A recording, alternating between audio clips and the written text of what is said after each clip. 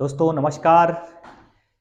मैं आपके बीच में आज इकोनॉमिक्स के क्लास को लेकर उपस्थित हुआ हूं। दोस्तों मैं बता दूं कि आज की क्लास हमारी इकोनॉमिक्स की होगी, क्योंकि हर बार हम सैटरडे को आ, सैटरडे को जब हम करंट की क्लासेस चलाते हैं तो उसके पहले मेरी कोशिश रहती है कि एक इकोनॉमिक्स की क्लासेस चलाई जाए।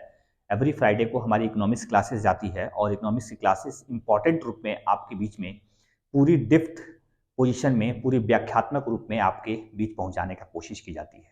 जैसा कि मैं पहले से ही कहता हुआ आ रहा हूं कि इकोनॉमिक्स एक मैथमेटिकल सिस्टम है। इसको पढ़ने और रटने से ज़्यादा समझना जरूरी होता है, और यह उसी पर आधारित ऐसा चैप्टर है या ऐसा सिलेबस है, ऐसा सब्जेक्ट है जिसको आप ज़्यादा से ज़्यादा समझेंगे, इसके आधार को ज़्यादा समझेंगे, इसके शब्दावली को ज़्यादा समझेंगे तो और बेहतर ढंग से इकोनॉमिक्स समझने का अवसर आपको मिलेगा।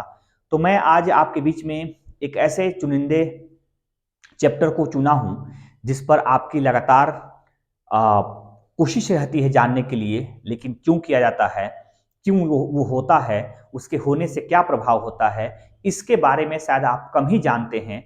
इसलिए मैं आज कोशिश कर रहा हूं कि आपके बीच में उसी व्यू को समझाऊं जो आपके लिए मुश्किल बना रहता है। तो आज का हमारा चैप्टर है अवमूल्यन।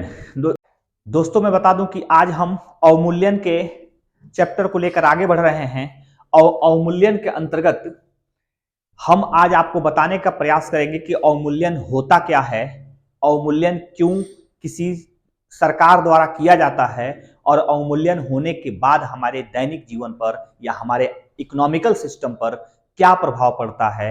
तो दोस्तों अवमूल्यन को डिवैल्यूएशन कहते हैं, और इसका अर्थ यह होता है कि जब किसी देश की मुद्रा का मूल्य दूसरे देश की मुद्रा के समक्ष कम कर दिया जाता है। और दोस्तों ये बाह्य मूल्य की बात हो रही है कि जब किसी देश की मुद्रा का बाह्य मूल्य किसी भी दूसरे देश की मुद्रा की तुलना में जानबूझकर कम कर दिया जाता है तो उसे अवमूल्यन कहते हैं।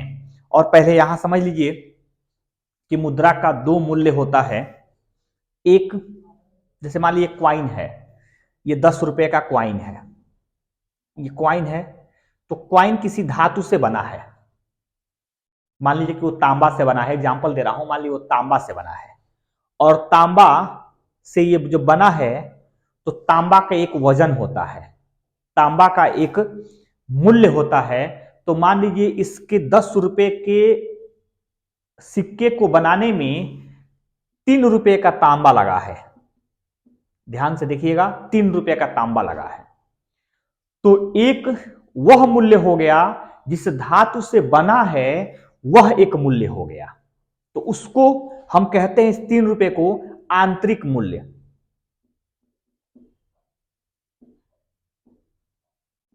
और दूसरा दोस्तों, इसका जो मूल्य अंकित है, जो 10 रुपया दिख रहा है, उसके हिसाब से यह सिक्का 10 रुपया मूल्य का होता है, तो यह मूल्य कहा जाता है बाह्य मूल्य। दोस्तों हमेशा अवमूल्यन के दौरान बाह्य मूल्य में कटौती की जाती है। बाह्य मूल्य में कटौती की जाती है का मतलब दुनिया के समक्ष जो भी मुद्रा दुनिया में चल रही हो, उस मुद्रा के सामने अपने मुद्रा के मूल्य को हम घटा देते हैं या कम कर देते हैं, तो उसे हम कहते हैं अवमूल्यन। तो इस स्थिति में हम अवमूल्यन को जान पाए कि अवमूल्यन क्या होता है। अवमूल्यन हमेशा किसी देश की सरकार द्वारा अपने मुद्रा के मूल्य को दूसरे मुद्रा के तुलना में घटा दिया जाता है या कम कर दिया जाता है, जानबूझकर कम कर दिया जाता है, उसके बाह्य मूल्य में कटौती कर दी जाती है, तो उस स्थिति को हम अवमूल्यन कहते हैं। अब यह अवमूल्यन क्यों किया जाता है, इसके पीछे कुछ लॉजिक है। पहला लॉजिक यह है कि अवमूल्यन करने से विदेशी निवेशक उस देश में चले आते हैं, या जिस देश द्वारा किया जाता है उस देश में भारी मात्रा में विदेशी निवेशक जाते हैं। क्योंकि पहले अगर मान लीजिए कि 10,000 के मूल्य को घटाकर दूसरे देशों की तुलना में 12,000 कर दिया गया। मतलब यूं है, यूं समझिए, एक और आपको समझाने का ट्रिक बता रहा हूं जिसमें ये काफी इंटरेस्टेड है और समझ जाएंगे तो काफी बेहतर जानकारी मिलती है। जैसे मान लीजिए कि इस समय $1 बराबर 82 रुपया चल रहा है। $1 बराबर 82 रुपया चल रहा है। अगर मैं अपने रुपए के मूल्य में कटौती करूंगा या अवमूल्यन करूंगा तो क्या करूंगा, $1 बराबर इसको घटाकर 100 रुपया कर दूंगा। इसको कहते हैं रुपए के मूल्य में गिरावट आना। तो रुपए के मूल्य में जब गिरावट आएगी तो $1 बराबर हमारी रुपया 85 हो सकती है, 90 हो सकती है, 95 हो सकती है, 100 हो सकती है। तो दोस्तों अभी हम रुपए के मूल्य में गिरावट किए तो 82 के बजाय 100 रुपया कर दिए, अर्थात $1 बराबर अब 100 रुपया हो गया। इसी को कहते हैं अवमूल्यन, इसी को कहते हैं रुपए की कमी में, रुपए में गिरावट। तो दोस्तों इसके वजह से क्या हो रहा है कि कभी एक अमेरिकी व्यक्ति अगर 10,000 रुपया लेकर भारत निवेश करने आ रहा है, 10,000 अमेरिकी डॉलर लेकर भारत निवेश करने के लिए आ रहा है, तो पहले उसको 82,000 रुपया मिलता होगा। सॉरी, 1,000 अगर कर रहा हो, 1,000 अमेरिकी डॉलर भारत में निवेश करने के लिए आ रहा हो तो पहले उसको 82,000 मिल रहा होगा या 82,000 रुपए का निवेश भारत में कर पा रहा होगा। लेकिन वही अमेरिकी आदमी अगर 1,000 रुपया अब $1,000 अब लेकर आ रहा हो तो फिर उसे 1,00,000 रुपया मिल पा रहा है, अर्थात अब 1,00,000 रुपए का निवेश कर पा रहा है। पहले वही 1,000 अमेरिकी डॉलर सिर्फ उसके लिए 82,000 रुपया होती थी, लेकिन वही अमेरिकी 1,000 रुपए का डॉलर अब अवमूल्यन होने के बाद उसके लिए 1,00,000 रुपया हो गई है। अर्थात इस तरह से उसके मूल्य में वृद्धि होगी तो वह उसका जो निवेश की क्षमता होगी वो और बढ़ जाएगी और ज्यादा प्रोत्साहित होकर वह भारत में निवेश करने के लिए तैयार होगा। ऐसे दुनिया भर की कंपनियां भारत में आना पसंद करेंगी और निवेश की क्षमता क्या हो जाएगी, बढ़ जाएगी। सरकार कभी कभी जानबूझकर भी इस तरह के रुपए में गिरावट लाती है या अवमूल्यन करती है। अगला हम देखते हैं दोस्तों, ये कह रहा है कि अवमूल्यन से और क्या होता है। तो दोस्तों अवमूल्यन से आंतरिक मूल्य में कोई कटौती नहीं होती है, लेकिन बाह्य मूल्य में कटौती हो जाती है। तीसरा इसका इफेक्ट क्या है, अवमूल्यन से आयात हतोत्साहित होता है और निर्यात को प्रोत्साहन मिलता है। दोस्तों अर्थात निर्यात ज्यादा करने के लिए लोग प्रयास करते हैं और आयात को रोकने का काम किया जाता है। तो इस परिप्रेक्ष्य में हम ये आपको बताएं कि अवमूल्यन से क्या इफेक्ट होता है, क्यों आयात कम और निर्यात महंगा हो जाता, ज्यादा हो जाता है, इसको लेकर देखें। और दूसरी बात यह है कि आयातित वस्तुएं महंगी और निर्यातित वस्तुएं सस्ती हो जाती हैं, यह भी अवमूल्यन के दौरान देखा जाता है। तो दोस्तों आपको मैं यहां बता दूं कि ये भारत और एक तरह से वर्ल्ड का मैप मैंने बना रखा है। दुनिया के किसी भी देश के साथ अगर भारत को छोड़ दिया जाए इस मैप में से, तो फिर दुनिया के किसी भी देश के साथ अगर भारत निर्यात आयात करता है, कैसे सस्ता और कैसे महंगा होता है, उस पर मैं चर्चा करने के लिए आपके बीच में इस मैप को बना रखा हूं। जैसे एग्जाम्पल के तौर पे देखिए क्या हो रहा है, एक बाइक जो है,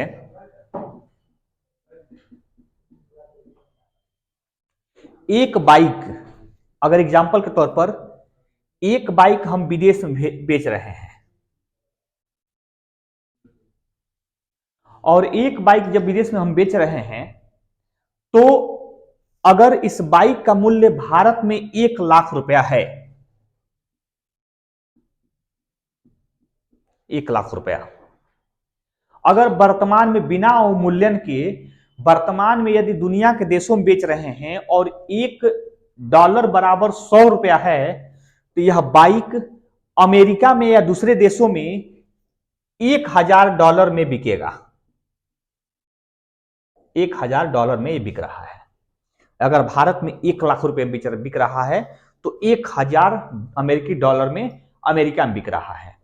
और अगर अमेरिका की सामान, ये निर्यात कहा जाता है, हम दूसरे देशों में बेचते हैं तो उसको एक्सपोर्ट कहते हैं। अब इंपोर्ट क्या होता है, आयात क्या होता है? यदि अमेरिका के लोग भारत में एक बाइक बेच रहे हैं और वह बाइक अमेरिका में अगर $2000 की बिक रही है, $2000 की बिक रही है, तो भारत में वो जब बाइक अमेरिका की कंपनी बेचने आएगी तो कम से कम उसकी कीमत 2 लाख रुपया रखेगी। 2 लाख रुपया।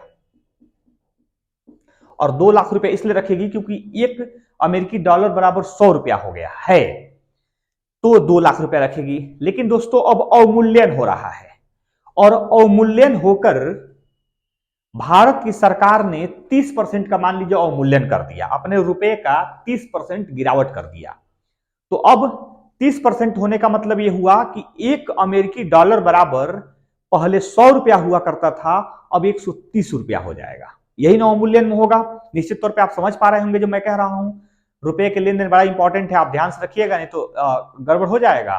तो उस परिस्थितियों में आप समझेंगे कि अगर हम अवमूल्यन के बाद एक अमेरिकी डॉलर की कीमत अपने रुपए के सामने, अपने रुपए को गिराकर 130 रुपया कर दिया, तो अब क्या होगा?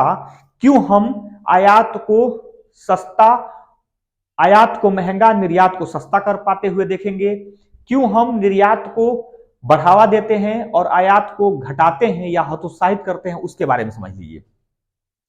अब यदि एक बाइक जो इंडिया की बिक रही थी अमेरिका में, समझने का प्रयास कीजिए कि इंडिया की बाइक जो अमेरिका में बिक रही थी वो $1000 में बिक रही थी अवमूल्यन के पहले। अब एक भारत का व्यक्ति जब अमेरिका में वही बाइक बेचेगा तो पहले $1000 से वह 1 लाख रुपया भारत में प्राप्त करता था। अब जो है कि $1000 का अगर अमेरिका में बेचेगा वो बाइक, तो उस व्यक्ति को 1.3 लाख रुपया प्राप्त हो जाएगा। मतलब 1,30,000 रुपए की प्राप्ति हो जाएगी, क्योंकि हमारा 30% रुपया की गिरावट की गई है। अब हम देख रहे थे कि पहले वो व्यक्ति 1 लाख रुपया पा रहा था, अब वही बाइक बेचकर वह भारत का व्यक्ति 1,30,000 रुपये पा रहा है। तो पहले वो एक बाइक अगर बेच रहा होगा तो अब 2-4 बाइक बेचना चाहेगा, मतलब ज्यादा से ज्यादा विदेश में बेचेगा ताकि ज्यादा उसको लाभ मिल सके। इसलिए भी दोस्तों वह लगातार अपने बाइक को विदेशों में बेचना शुरू करेगा, अर्थात इससे निर्यात को प्रोत्साहन मिलेगा। लेकिन आयात वाले लोगों के साथ क्या हो रहा है वो देख लीजिए। पहले भारत में जब कोई 2 लाख रुपए की बाइक अमेरिकन व्यक्ति बेचने आता था, तो जब 2 लाख रुपया लेकर अमेरिका जाता था तो उसको अमेरिका में $2000 मिलते थे। लेकिन अब यदि 2 लाख रुपए की बाइक भारत में बेचेगा और अब अमेरिका लेकर जाएगा तो उसको 30% कम, अर्थात 1,40,000 रुपया ही मात्र मिलेगा। पहले कहा वो मतलब 2 लाख रुपया लेकर जाएगा तो अमेरिका में $2000 पहले मिलता था, अब $1.4 $1,400 ही मिलेगा।